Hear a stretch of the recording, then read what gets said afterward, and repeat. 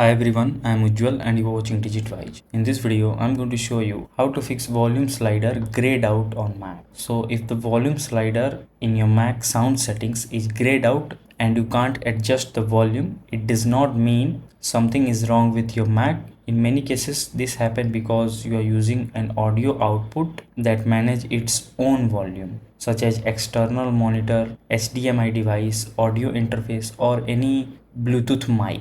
Since those devices control the volume themselves, macOS disable its own volume control. So if you are facing this issue, here's how to fix it. First, click on the Apple menu and then choose System Settings. Now in the left side pane, go to Sound and under Output and Input section, check which output device is currently selected. If you are using an external display HDMI device or another external audio device, switch to your Mac's built-in speakers by clicking on them in output devices list, and once you do that, check whether the output volume slider become active again. And if you are using Bluetooth headphones, try disconnecting and reconnecting them. Some Bluetooth device have its own volume controls, so you may need to adjust volume directly from the headphones or any app support available. So that's it.